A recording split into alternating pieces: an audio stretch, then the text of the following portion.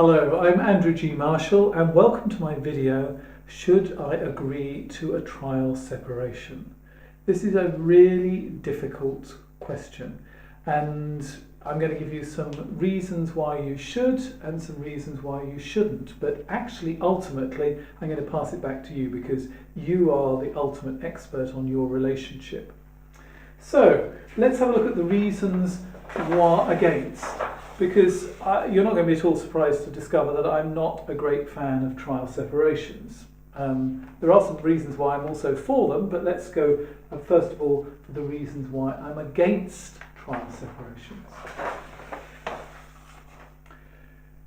At the very heart of everything I teach is communication. And you can't work on your marriage and work on your communication if you're not under the same roof. Well, you can, but it's an awful lot harder because every day, just something as simple as getting the children ready for school in the morning gives you lots of chances to communicate differently, to do things differently. So actually, if you're in the same house, it's much easier to work on your marriage. So that's one of the reasons why I'm not a big fan of trial separations. The second reason I'm not keen is there's more chances for misunderstanding. It's very difficult to communicate by text.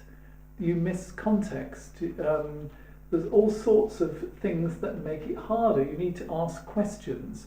And what happens a lot of the time when couples are separated is the misunderstandings get greater and they start to build and it makes the whole situation worse. So that's another reason why I'm not terribly in favour of trial separations.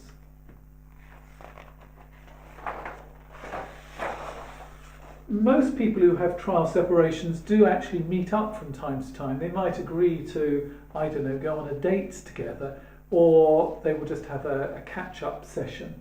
The problem is when you do meet, you feel on trial. It doesn't actually feel terribly natural. You're worried what kind of response you're going to get to your partner. You know, do I look good in this? Am I lovable enough for you to want to come back to see me again?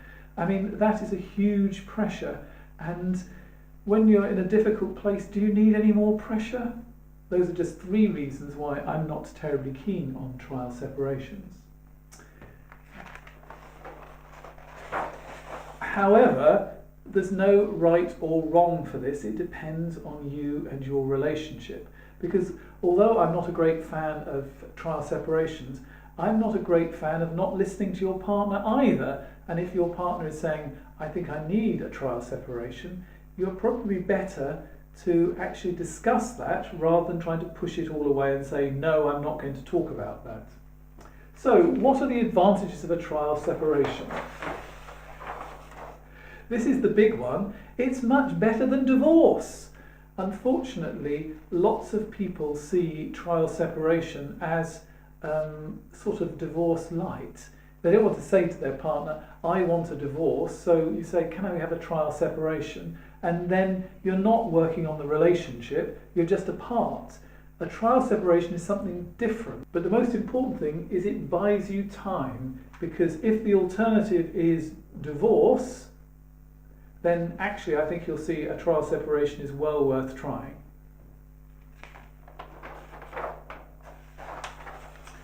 And this is the key thing that makes me say, well, actually, a trial separation isn't that bad. And that is negotiating builds teamwork. Because you're going to have to say, well, how is this trial separation going to work? How often are we going to see each other? What are we going to tell the children? There's a lot of things to actually talk about. And all of this gives you a great chance to communicate better, which is what I'm all about. And actually, it's much better to negotiate a proper trial separation than your partner just throwing their hands up in the air, packing the bags and actually going with nothing negotiated beforehand. So if your partner's actually asking for trial separation, actually say to them, how is this going to work? Tell me about it. Listen, and you've got a chance to build a negotiating teamwork approach to your marriage, and that's what you're going to need for the long term if you're going to stay together. And in fact, even if you're going to separate, you're going to be able to need to work as a team, because if you've got children, there's an awful lot to deal with. And the third reason why a trial separation can sometimes be useful is it reduces the pressure, because sometimes there is just so much stress and so much unhappiness, you sort of need to be able to just draw breath, and sometimes a trial separation can actually give you the opportunity to do that. It could be that it could be a very short one, like going away for a month. It might be it needs to be for longer. But whatever you do, listen to each other's different opinions on this, because that's all about good communication. And good communication is always going to be an advantage, whether you're going to get back together again or whether you're going to just be co-parents. For all of those, you need good negotiation, and a trial separation can be the beginning of the two of you talking better to each other. You might be surprised to learn that I haven't actually got a specific book on the subject of trial separations. Maybe I should write one, but I do have some other books that might help. In particular, I'd recommend my book, I Love You, But I'm Not in Love with You, which is a good introduction to my work and will help you find a way forward from this dark place. I hope that this has helped you a little bit with that awful dilemma about whether a trial separation would help your marriage or not, and I wish all the best for your relationship. Good luck.